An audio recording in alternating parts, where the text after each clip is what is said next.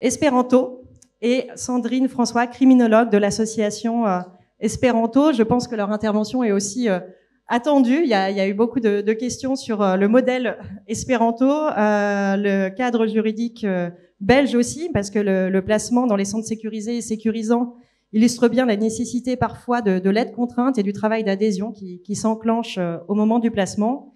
Et nous allons donc voilà, les écouter. Nous enchaînerons ensuite avec nos collègues italiennes et suédoises. Et il y aura à l'issue de ces 3 présentations un temps d'échange croisé pour tous ces professionnels européens. Donc, je vous laisse la parole sans plus tarder. Oui, bonjour. Déjà, je voulais remercier Hors la Rue pour cette invitation, vraiment, et cette matinée, en tout cas, très riche en échanges. Alors, on a un petit peu parlé de nous ce matin, donc la pression est là pour nous vous présenter en tout cas ce qui se fait en Belgique. Donc notre association a été créée en 2002. En fait, je vais expliquer brièvement le contexte. Donc, en tout cas en Belgique, en matière de répression, la traite des êtres humains est réprimée depuis 1995.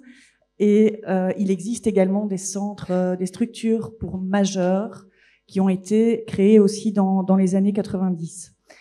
Alors, au niveau des enfants, on a les enfants, ce qu'on appelle chez nous les MENA, donc mineurs étrangers non accompagnés, qui correspond au MENA en France, étaient placés dans des structures classiques pour demandeurs d'asile.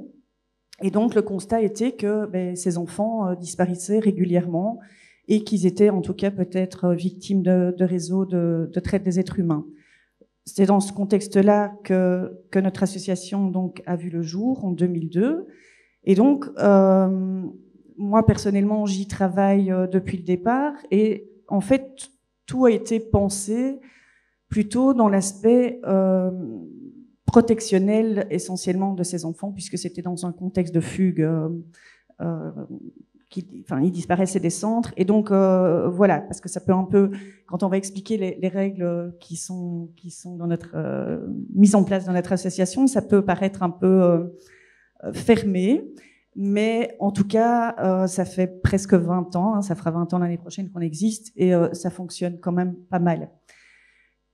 Alors, notre mission première, c'est d'accueillir.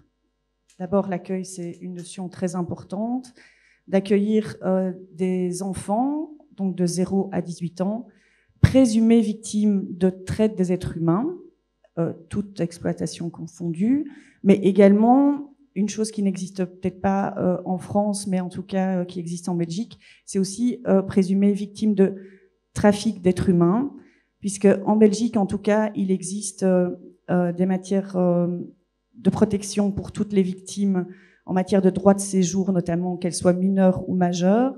Et le trafic d'êtres humains aggravé fait partie, les victimes de trafic aggravé d'êtres humains ont les mêmes droits, en tout cas, que les victimes de traite en matière de séjour. Quand il s'agit d'un mineur, c'est bien sûr une circonstance aggravante, donc c'est dans ce cadre-là qu'on peut accueillir ce genre de profil aussi. Ce qui veut dire que c'est des 0-18, victimes de traite, tout type d'exploitation, victimes de trafic, et garçons et filles. Donc on a un public assez hétéroclite. Alors au départ, à la création, on était créé uniquement pour des MENA, puisque la loi au niveau belge incriminait la traite des êtres humains uniquement en matière d'étrangers.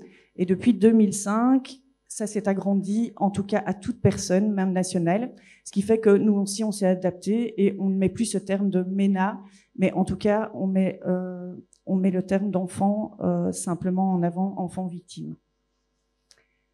On est un centre agréé par la Fédération Wallonie-Bruxelles, donc en Belgique, c'est un peu compliqué, hein, le système, c'est un petit pays, mais avec plein d'institutions.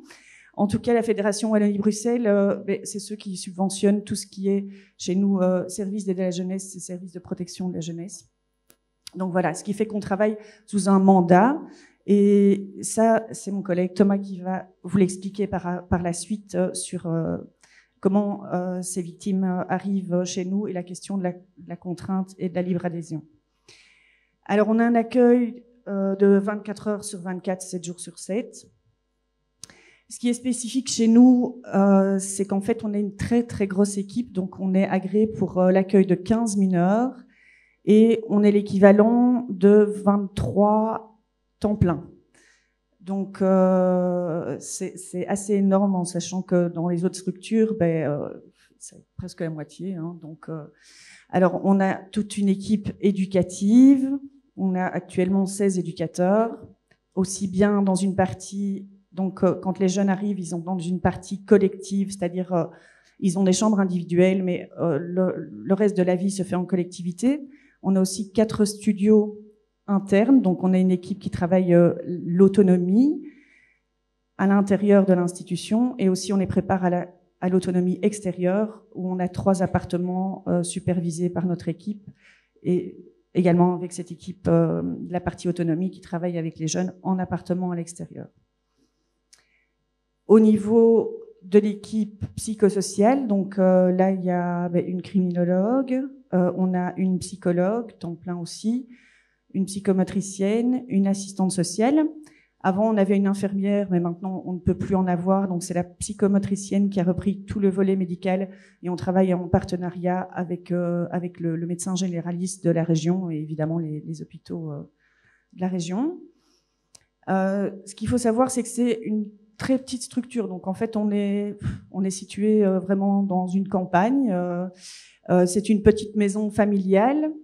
Et c'est vraiment, même l'ambiance, en tout cas, dans l'accueil de la victime. Mais voilà, chez nous, par exemple, tout le monde se tutoie. Il y a le Covid, évidemment, on peut pas trop s'embrasser, mais on se fait tous la bise, avec les enfants aussi.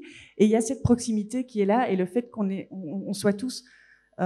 aussi bien l'équipe éducative que l'équipe psychosociale, on est au sein de la vie des enfants, de la vie du groupe, et ils nous croisent tous les jours. Parce que la question essentielle, évidemment, dans l'accompagnement de ces enfants, c'est, comme on l'a déjà dit souvent ce matin, c'est la création du lien de confiance qui est vraiment très importante. Et donc, le fait d'être tout le temps dans la même structure qu'eux, ça aide aussi à pouvoir, en tout cas, établir ce lien. Alors, on collabore aussi avec les structures pour majeurs parce qu'on fait aussi tout l'accompagnement, donc aussi bien psychologique, psychomotricien, qu'au niveau des documents de séjour. Donc, ça ne veut pas dire que les victimes qui arrivent chez nous, c'est pour ça qu'on met le terme présumé aussi, ça ne veut pas dire qu'elles sont reconnues victimes de traite par le système judiciaire. Mais la loi, en tout cas sur la circulaire qui existe au niveau des permis de séjour pour les victimes, en tout cas, fait que les jeunes doivent, s'ils veulent bénéficier de cette procédure, être dans un partenariat avec la justice, dans un processus de collaboration, et aussi de couper tout lien avec le milieu exploitant. Alors, comme on l'a dit, on a pas mal aussi de publics où la famille est à l'origine de l'exploitation, ce qui n'est pas toujours évident. Et ce qui fait que les règles de sécurité que je vais expliquer sont mises en place pour justement pouvoir couper le lien avec le réseau. Donc, au niveau du téléphone, alors très compliqué pour les adolescents qui sont beaucoup sur leur téléphone et leurs réseaux sociaux, mais chez nous, en tout cas, le téléphone portable, on a mis GSM parce qu'en Belgique, on appelle ça un GSM, mais il est complètement interdit pendant toute la durée du placement. Donc, soit au départ, l'enfant vient sans téléphone parce qu'il a été saisi par la justice ou simplement parce qu'il n'en a pas. Maintenant, de plus en plus, on est aussi confronté à des victimes belges qui ont un réseau en Belgique, qui ont aussi pas mal de contacts sociaux. Donc là, une fois qu'ils rentrent dans la structure, ils n'ont pas leur téléphone pendant tout le temps du placement. Alors, ça ne veut pas dire pas de téléphone, qu'on les coupe du monde et qu'ils ne peuvent pas avoir de contact. Ça veut dire que les contacts, au départ, sont encadrés. On utilise beaucoup des interprètes avec lesquels on travaille régulièrement pour pouvoir, en tout cas, voir un peu si les personnes qui veulent contacter, que le jeune veut contacter, ne vont pas le mettre en insécurité et le remettre sous le système de l'emprise. On a aussi au niveau des sorties, donc une règle très importante, c'est qu'on n'est ni un centre fermé ni un centre ouvert, mais en tout cas, au moins pendant le premier mois de placement, le jeune ne pourra pas sortir seul. Ça ne veut pas dire qu'il sort pas de l'institution, c'est pas de la détention. Il y a plein d'activités qui sont organisées par les éducateurs, mais les sorties se font toujours encadrées de manière à faciliter aussi l'accroche avec le jeune et d'éviter la fugue et d'éviter aussi, en tout cas, qu'il ne soit repéré par des personnes qui seraient susceptibles de le chercher. Et c'est pour ça aussi que, voilà, ce sont des enfants, ils sont mineurs. En Belgique, l'obligation scolaire court jusqu'à 18 ans. Donc, pas question de les remettre à l'école dans un premier temps, ce qui fait qu'on a aussi pensé à faire une classe à l'intérieur de l'institution ou d'office tous les matins. Donc, on en a qui vont à l'école à l'extérieur quand ils sont placés depuis plus longtemps, mais aussi tous les matins, ils vont en classe comme les enfants qui iraient à l'école dehors. Et l'après-midi, là, c'est plus des activités ciblées sur l'intégration, sur la découverte de la Belgique, parce qu'on a pas mal de jeunes quand même étrangers ou européens, mais non belges en tout cas. Et voilà, ça c'est pendant un certain temps aussi qu'on délimite en fonction de la situation du jeune, donc c'est vraiment individuel et propre à chacun. Alors au niveau de la sécurité vraiment du centre, on a pris le choix d'avoir une boîte postale, ce qui fait que voilà, la plupart des gens ne connaissent pas l'adresse de l'institution. Aussi au niveau de notre numéro de téléphone, on a un numéro de fixe qui permet de ne pas savoir localiser la région dans laquelle on se trouve.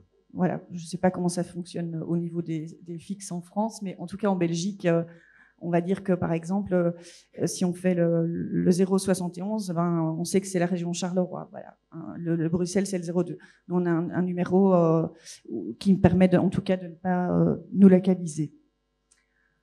Voilà, on doit faire court, donc je vais passer la parole à mon collègue, mais n'hésitez pas après pour les questions. Alors, je vais reprendre un peu les procédures de placement chez nous. Donc, j'ai été à l'essentiel, donc c'est surtout les procédures de placement d'urgence. On a fait en 2 temps, donc la procédure normalement qui doit être de vigueur et la procédure qui se passe réellement, parce qu'il voilà, on parlait de bricolage ce matin, mais on bricole aussi un petit peu chez nous pour que les jeunes arrivent au bon endroit. Donc normalement, quand un jeune est signalé ici en Belgique avec une notion de danger, d'urgence, souvent le parquet est saisi. Le parquet ensuite, à la base, renvoie toujours vers le SAJ. Donc le SAJ en Belgique, c'est l'aide volontaire. Parce que toute situation en Belgique passe par de l'aide volontaire avant d'arriver vers de l'aide contrainte s'il n'y a pas d'autres alternatives. Donc le parquet contacte le SAJ. Si le SAJ est ouvert et qu'il prenne la situation en charge, il place le jeune dans le centre adéquat. Si c'est un jeune avec des indicateurs de traite des êtres humains, il arrivera chez nous. Si le SAJ est fermé, on passe vers le TJ. Donc le TJ, c'est le tribunal de la jeunesse. Alors, le tribunal de la jeunesse, à ce moment-là, c'est le juge qui ordonne un placement chez nous. Alors, on voit qu'il y a la flèche parce que le juge ordonne un placement de chez nous, c'est un placement de 30 jours, et le SAJ, pendant 30 jours, reprend la main pour voir s'il est possible de mettre en place une mesure volontaire, donc un placement où le jeune est en accord avec son placement chez nous. Et donc là, c'est le SAJ qui reprend la situation en main. Si il y a un accord au bout de 30 jours, le dossier reste en aide volontaire. S'il n'y a pas d'accord, alors le juge reprend la main et mandate alors le service de protection de la jeunesse, donc le SPJ. Alors on voit que le TJ peut placer chez nous, le SPJ aussi peut placer chez nous, et quand le juge n'est pas disponible non plus et qu'au niveau du SAJ, il n'y a pas moyen de les avoir parce que c'est après les heures de bureau, le parquet peut faire un placement chez nous de 24 heures. C'est des placements de 24 heures et ensuite il renvoie la situation le lendemain matin, la situation est reprise par un SAJ. Donc ça c'est en théorie. Donc, pour illustrer ça au niveau d'une situation, qui s'est passé comme ça, c'est une jeune Vietnamienne de 15 ans qui est conduite à la police par un chauffeur de taxi parce qu'il devait la déposer à Dunkerque, donc il partait de Bruxelles, la déposer à Dunkerque. Dunkerque, il arrive dans un truc un petit peu bizarre et n'a pas voulu déposer la jeune à cet endroit-là. Donc il va à la police de Dunkerque, qui le renvoie à Bruxelles. Donc à Bruxelles, la police a la situation. Étant donné qu'il y avait quand même pas mal de doutes et pas mal d'indices qui étaient assez inquiétants par rapport à cette jeune, la police a contacté le parquet et le parquet a fait un placement chez nous de 24 heures. Et ensuite, la situation est repartie au SAJ et la situation est restée jusqu'à la fin en aide volontaire. Parce que il faut savoir qu'entre le moment où le dossier est pris en charge par le SAJ, donc où le dossier est ouvert, et le moment où le SAJ rencontre la jeune avec un programme d'aide à signer, il se passe un mois. Un mois pendant lequel, à Esperanto, on fait le travail avec le jeune de conscientiser sur les raisons qui font qu'elle est chez nous, voilà, ce qu'on peut lui proposer. Et donc, tout ça est fait pendant un mois. Donc, ça nous laisse un mois, en fait, pour mettre le jeune dans une optique d'aide volontaire. Et à la fin, le jeune est partenaire de son placement. Ce qui fait que les placements en aide contrainte, on en a très peu. Les placements qu'on a en aide contrainte, souvent, c'est des jeunes de la communauté rome où au départ, il n'y a pas de famille sur le territoire et où en Belgique, chaque mineur étranger non accompagné a un tuteur. Donc ça, c'est aussi important, c'est qu'en Belgique, tous les MENA ont un tuteur qui est désigné. À partir du moment où ils sont signalés au service des tutelles, il y a un tuteur. Et souvent, les tuteurs sont en accord avec le placement parce qu'ils préfèrent voir le jeune en sécurité dans un centre. Et les seules situations qu'on a au niveau de l'aide contrainte, c'est contraint pas parce que le jeune n'est pas en accord avec son placement, mais parce qu'à un moment donné, les parents sont revenus dans le circuit. Souvent la communauté rome, ils reviennent dans le circuit et là, c'est les parents qui ne sont pas en accord avec le placement. Et étant donné qu'ils ne sont pas en accord avec le placement, mais que le SAJ juge que la situation reste dangereuse, alors il y a un juge qui décide et qui oblige les parents, en quelque sorte, à ne pas récupérer leur enfant et que l'enfant soit placé dans notre service. Donc ça, c'est la façon dont ça devrait se passer. Alors, par contre, la façon dont ça se passe réellement, c'est totalement différent. Donc, au niveau du schéma, il y a, on va prendre le cas d'un jeune Rome de 12 ans qui est interpellé pour vol en habitation. La police contacte le parquet, un jeune Rome de 12 ans qui vole, pour eux, ça n'a, voilà, il n'y a rien, donc on relâche le jeune. Seulement, la chance qu'on a, c'est qu'en Belgique, il y a, comme j'expliquais, le tuteur. Et donc, la police est obligée de contacter le service tutelle en disant, voilà, il y a un mineur non accompagné sur le territoire, et donc le service tutelle doit lui trouver, ça fait partie des missions, doit lui trouver un hébergement. Le jeune ne peut pas rester à la rue. Et à ce moment-là, c'est le service tutelle avec les indicateurs qu'ils ont qui prennent contact avec nous. Et donc, le service tutelle, et je pense que depuis l'ouverture d'Esperanto, c'est le service tutelle qui nous a envoyé le plus de jeunes. Parce que Sandrine a été donné des formations là-bas, et donc ils ont les indicateurs. Et ce qui fait que ce jeune-là est arrivé chez nous parce qu'il était MENA. C'est pas le parquet qui s'est inquiété de savoir qu'un jeune de 12 ans qui commet des vols, il y a peut-être quelque chose à voir derrière qui n'est peut-être pas normal. Et donc, c'est comme ça que les placements chez nous, les jeunes arrivent, et puis c'est nous qui nous dépatouillons pour qu'il y ait un mandat.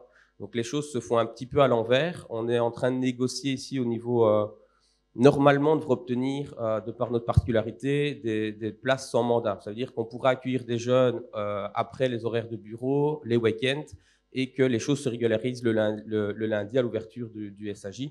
Donc ça, c'est en cours, mais en attendant, tout le monde peut appeler, tout le monde peut nous contacter pour placer un jeune chez nous. Donc ça peut être lors d'un contrôle de l'ONSS, ça peut être la police, ça peut être les services tutelles, ça peut être aussi le tuteur d'un jeune qui nous contacte, ça peut être d'autres centres faits d'asile. Donc voilà, la réalité, c'est plutôt ça. On bricole aussi un peu parce que concrètement, des accueils chez nous entre 8h et 16h, ça n'arrive que très rarement. Et si on devait faire des accueils entre 8 et 16 heures, on laisserait énormément de victimes à la rue. Et la politique qu'on a à Esperanto, c'est qu'on ne laisse pas une victime à la rue. Donc, peu importe qu'après on ait des difficultés à négocier un mandat ou à se débrouiller au niveau administratif, si c'est le vendredi à 23 heures qu'on est appelé pour prendre une situation en charge, on accueille le jeune et puis le lundi, on régularise les choses et on essaie de trouver des solutions pour que ça rentre un peu dans le cadre administratif. Voilà, et là c'est... Oui, alors la particularité, en tout cas, au niveau de la Belgique, c'est que donc, le volet protectionnel est complètement séparé du volet judiciaire. Donc, au niveau de la traite, ben voilà, un jeune qui serait placé sous contrainte par un juge de la jeunesse, c'est le tribunal de la famille qui gère le placement. Et il n'y a pas de connexion avec le parquet qui va gérer l'enquête au niveau de la traite. Alors, voilà, on a des choses bien en Belgique, on a des choses moins bien aussi, parce qu'il y a pas mal de situations parfois très complexes, notamment ben voilà, dans le cadre où les enfants sont exploités par les parents. Donc l'objectif, en tout cas, au niveau de tout ce qui est jeunesse, c'est rétablir les contacts familiaux. Or, au niveau de la traite, comme j'ai dit tout à l'heure, interdiction de contact avec le milieu exploitant. Et donc, parfois, on se retrouve à devoir nous-mêmes, ben, parfois ne pas présenter l'enfant devant le juge quand on n'a pas eu d'accord pour que les rendez-vous se fassent en décalé. On doit bricoler nous-mêmes aussi sur des mesures de protection de l'enfant si on sait qu'on risque de croiser les parents. On doit à chaque fois ramener le fait de ne pas citer ne fût-ce que le lieu d'hébergement de l'enfant, même si on a une boîte postale, parce que bon, ben, au bout de 19 ans, surtout dans le milieu rome, voilà, le nom Esperanto peut circuler, et comme ils sont un peu cousins éloignés, etc. Mais voilà, on essaie toujours de faire en sorte, mais si ça vient pas de notre initiative, ça se fait pas non plus spontanément. Et le fait qu'il n'y ait pas de connexion entre la protection de l'enfant et la poursuite des auteurs, ben, c'est un peu voilà, une faille du système belge qu'on essaye en tout cas de lutter contre ça. Juste pour, par rapport aux accueils, donc, au niveau de l'arrivée des jeunes chez nous, j'ai expliqué les procédures. Donc, à partir du moment où on accepte l'accueil d'un jeune qui a été arrêté par la police, par exemple le jeune Rome de 12 ans, nous, on a le service tutelle qui nous appelle pour voir si on veut bien prendre la situation en charge. On dit que si on dit oui, le jeune en fait arrive directement via la police. Donc, il n'y a pas le jeune n'a pas l'occasion à un moment donné de dire ben, non, je ne veux pas de placement au foyer ou autre. Le service tutelle doit lui trouver une place. C'est un jeune de 12 ans. Il arrive chez nous dans notre cadre d'intervention, et à ce moment-là, le travail d'accroche se fait et le travail de lien se fait. Et c'est comme ça qu'en fait, au départ, on a beaucoup d'accueils qui se font où les jeunes ne veulent pas forcément arriver chez nous. Ils sont pas en accord au départ avec leur placement, mais le travail qu'on fait sur les premières heures et les premiers jours fait que ce sont des situations qui vont rester en aide volontaire, et ce sont des jeunes qui vont rester plusieurs mois chez nous, et certains, dont ce jeune-là, il vient de partir et il est resté 2 ans chez nous, alors qu'il est arrivé sans vraiment le vouloir, et il est parti parce qu'il avait fait son temps dans notre institution, ça nécessitait qu'il soit orienté. Mais au départ, ils ne sont pas forcément tous en accord, ils ne se rendent pas compte au départ qu'ils ont besoin d'aide. Un jeune comme lui, qui a été pris en train de voler, ne se rend pas compte qu'il est victime, ne se rend pas compte qu'il a besoin d'aide. Alors, si on lui demande son point de vue, et si au niveau de la police, il ne contacte pas le service tutelle, ben c'est un jeune qui va repartir et qui sera repris une autre fois. Et donc, nous, on préfère aussi être appelés directement. On a déjà été appelés pour prendre des situations de jeunes qui ont été arrêtés une 20aine de fois. Et alors là, c'est un petit peu trop tard. On en arrive à des situations où c'est trop tard. Le jeune, il a 17 ans. Il a commencé les faits à 11 ans. S'il avait pu arriver chez nous à 11 ans, on aurait pu faire tout un travail qu'à 17 ans, ça devient beaucoup plus compliqué. Voilà. Mais au niveau de la contrainte, ils ne sont pas en accord avec leur placement au départ. En tout cas, pas tous. Merci beaucoup pour cet éclairage particulier. Je pense qu'au moment des échanges, en tout cas, moi, je souhaiterais qu'on puisse revenir sur le travail d'accroche et d'adhésion que vous faites une fois que le jeune est dans l'institution. Je pense que on reviendra sur ce sujet-là à l'issue des différentes présentations, si ça vous convient.